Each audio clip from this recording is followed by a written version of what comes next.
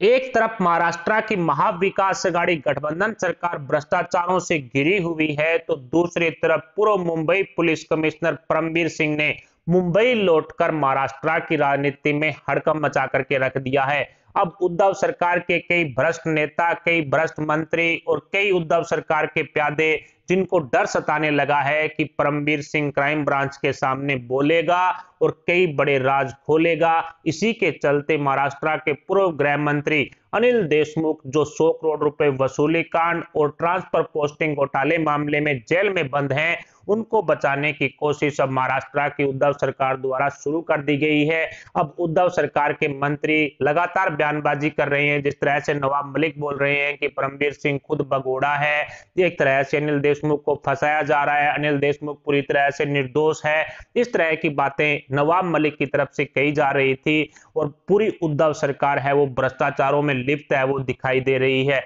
ऊपर से अजीत पवार और डिप्टी सीएम की गद्दी पर बैठे हैं, 25,000 करोड़ रुपए सहकारी बैंकों के घोटाले के आरोपी हैं। और यह भी सुनने में आया था कि उद्धव ठाकरे अपने स्वास्थ्य के चलते अजीत पवार को सीएम गद्दी पर भी बैठा सकते हैं।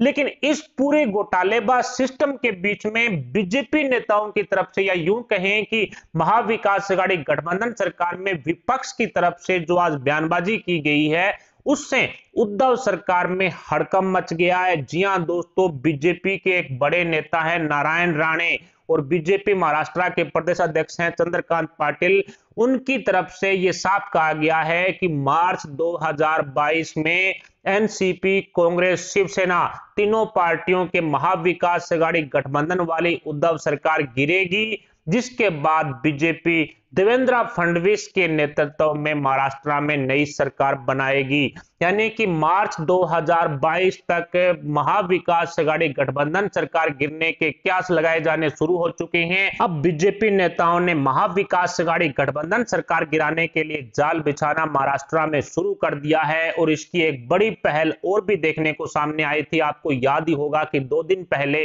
देवेंद्र फडणवीस है वो एमएनएस प्रमुख राज ठाकरे से मुलाकात करने पहुंचे थे। 2 घंटे से ज्यादा लंबी ये बैठक हुई थी और बताया जा रहा है कि बीएमसी चुनाव 2022 को लेकर के राज ठाकरे के साथ बीजेपी गठबंधन करना चाहती है, जिसको लेकर के दोनों नेताओं के बीच में ये मुलाकात हुई।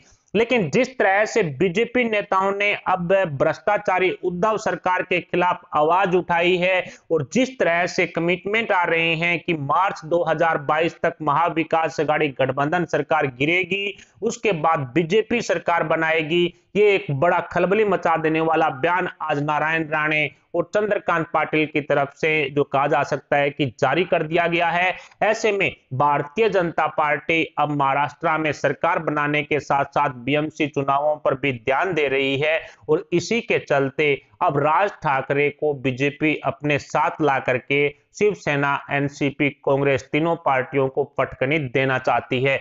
आपको याद ही होगा कि बीएमसी चुनाव 2022 में शिवसेना को 84 सीटें मिली थी और भारतीय जनता पार्टी को 82 सीटें मिली थी। दोनों ने अकेले चुनाव लड़ा था।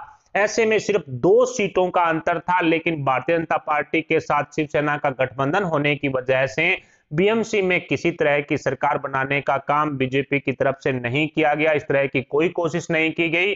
लेकिन उसका परिणाम यह निकला कि शिवसेना बीएमसी में विराजमान हुई। लेकिन बीएमसी चुनाव 2022 में राज ठाकरे के साथ मिलकर के अब शिवसेना को एक लंबी पटकनी देने का जो काम है वो बीजेपी की तरफ से किया जा रहा है, इस तरह की तैयारी की जा रही है। और बीजेपी नेताओं की तरफ से साफ कह दिया गया है कि 25,000 करोड़ रुपए सहकारी बैंक घोटाले के जो आरोपी हैं, उनके मंत्री हो या फिर शरद पवार खुद हो या इसके अलावा भी अनिल देशमुख जैसे जो घोटालेबाज नेता हो, उनकी वजह से मार्च 2022 तक महाविकास अघाड़ी गठबंधन सरकार गिरेगी। लेकिन इस पूरे भ्रष्टाचार के खेल में एक जो कह सकते हैं कि दिलचस्प बात यह भी है कि कांग्रेस का नाम कहीं नहीं आ रहा है।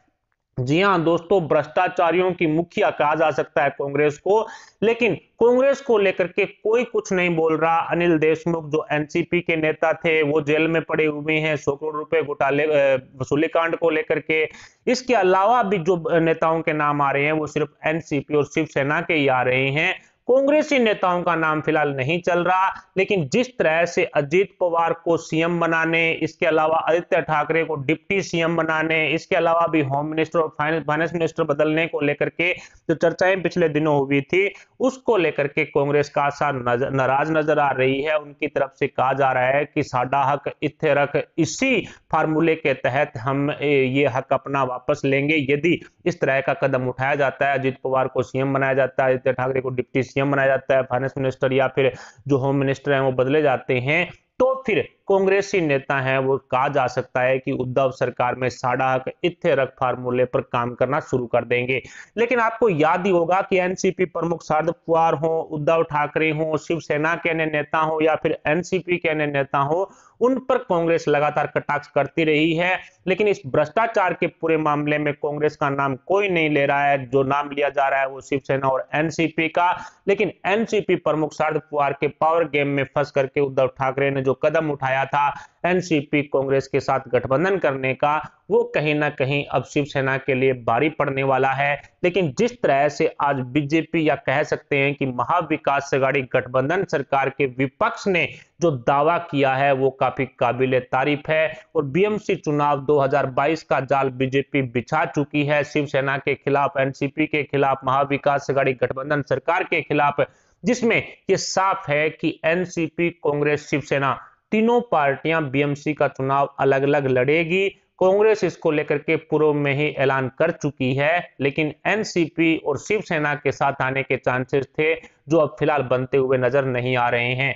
ऐसे में शिवसेना, एनसीपी, कांग्रेस तीनों पार्टियों के खिलाफ बीजेपी और एमएनएस एक होकर के बीएमसी के चुनाव में उतरते हैं तो मान करके चलिए शिवसेना को बहुत बड़ी हार का मुंह देखना पड़ेगा।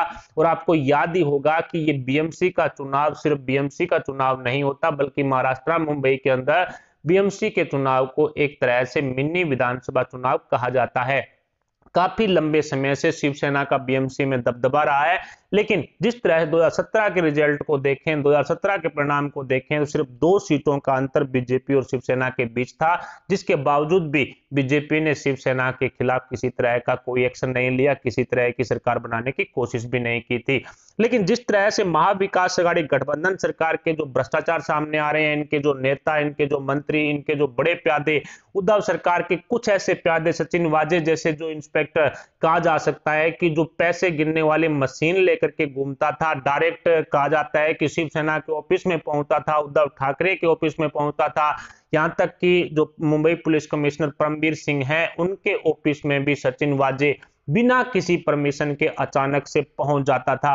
और इस तरह के प्यादों को पकड़ने के लिए जो ये जाल बिछाया जा रहा है, फिलहाल भ्रष्टाचार को मुक्त करने के लिए जो नेशनल एजेंसियां कोशिशें कर रही है, उसमें उद्धव सरकार पूरी तरह से फंसती हुई दिखाई दे रही है। लेकिन जिस तरह से बीजेपी नेताओं ने, विपक्ष ने जो जाल उद्धव सरकार के खिलाफ बिछाया है, उसमें उद्धव सरकार की उल्टी गिनती भी शुरू होती हुई साफ साफ दिखाई दे रही है।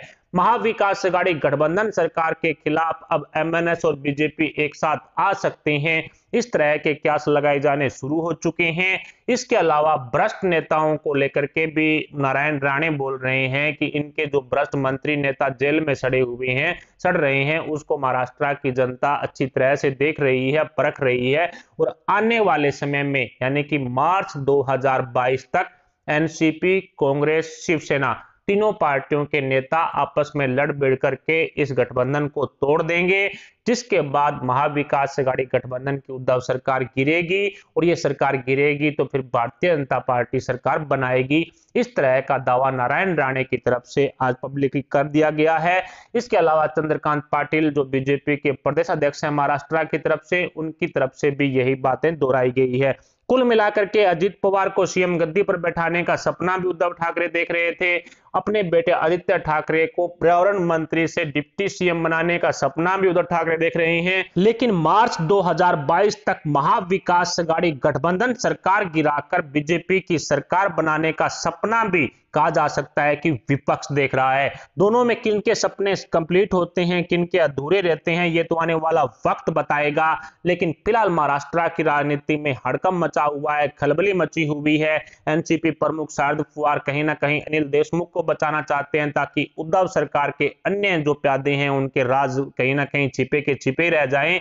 लेकिन जिस तरह से सीबीआई हो या फिर कोर्ट की तरफ से जो बड़े आदेश परमबीर सिंह के खिलाफ निकाले गए थे, उसके बाद परमबीर सिंह कठोर सबूतों के साथ उद्धव सरकार के खिलाफ मुंबई जो क्राइम ब्रांच के सामने पेश हुआ है, उससे लगातार पूछताछ जारी है। लेकिन उद्धव सरकार कहीं ना कहीं फंसती हुई दिखाई दे रही है। उद्धव सरकार को डर सताने लगा है कि कहीं ना कहीं परमबीर सिंह उनके बड़े प्यादों के राज ना खोल दें। हो सकता है कि पूर्व गृह मंत्री अनिल देशमुख के हाथ में कोई बड़ी की हो, बड़ी चाबी हो जो उद्धव सरकार के कई बड़े राज खोल सकती हो, जिसको लेकर के अनिल देशमुख को बचाने की कोशिश अब उद्धव सरकार कर रही है। सुप्रीम कोर्ट हो या फिर बॉम्बे हाई कोर्ट हो, इनका दरवाजा भी कहीं ना कहीं उद्धव सरकार खटखटा चुकी है। महाराष्ट्र के डीजीपी हो या फिर सीताराम कुंटे हो, उनको लेकर के भी जो सम्मन सीबीआई की तरफ से भेजे गए थे, उस पर भी उद्धव सरकार कहीं ना कहीं कड़ा रुख अपना चुकी है।